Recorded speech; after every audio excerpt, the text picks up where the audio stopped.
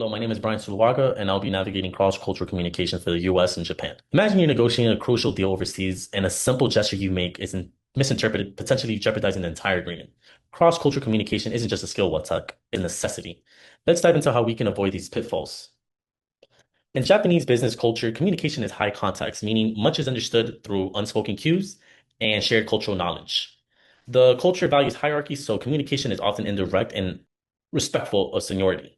This contrasts sharply with the US business culture, which is low context, valuing direct, explicit communication. The Japanese also place a strong emphasis on nonverbal cues and maintaining harmony, influencing how meetings are conducted and decisions are made. Meanwhile, the US tends to prioritize efficiency and directiveness, often leads to quicker, more assertive communication style. Understanding these differences is crucial for successful international business. Misinterpretation can arise if, for example, an American expects a Japanese colleague to be as direct as they are, or if a Japanese executive perceives an American directiveness as rude or disrespectful. Recognizing and adapting to these cultural nuances can significantly improve business relationships. Communication in Japan is heavily influenced by the concepts of harmony and hierarchy. Politeness are paramount, especially in business settings. The Japanese often use indirect language to avoid causing offense or disrupting group harmony. Silence is not seen as awkward, but as a sign of respect.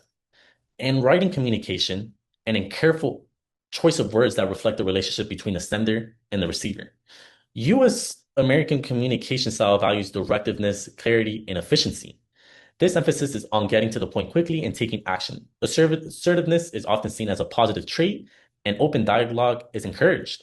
In writing communication, with less emphasis on formality, silence in a conversation can be uncomfortable and it's often filled with small talk. These differences can sometimes lead to misunderstanding and cross-cultural interactions. So it's very important for us to, understand the different types of written communication and spoken communication between the two. All right. Now, Japanese meetings are meticulously planned, often scheduled far in advance. A crucial aspect is the informal consensus of building process that happens between the actual meeting. This ensures everyone is on the same page and minimizes conflict during the meeting. Punctuality is a must. US meetings tend to be more spontaneous and flexible. Brainstorming is a common practice, and the agenda might evolve during the discussion. Japanese decision making is a group oriented process that can be slow and deliberate. The goal is to achieve consensus among all parties involved.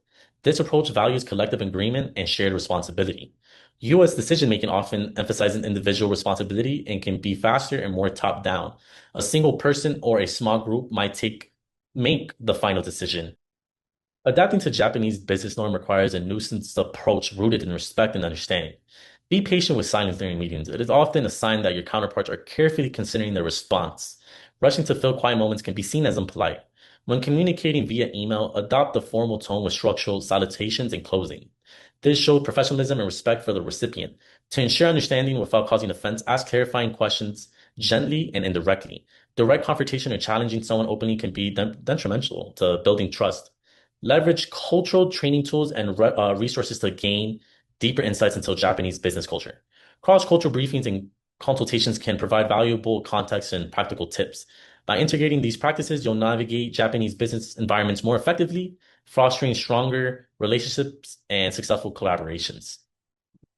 I've uploaded the references in regards to Edward T., New York Anchor Books. I also uploaded a link for the Hosted Insights if you guys wanted to make some comparisons with also other countries, and doing business with Japan, successful strategies was also uploaded as well. Effective cross-cultural communication is not just about exchanging information. It's about building bridges and fostering inclusive environments where everyone can thrive.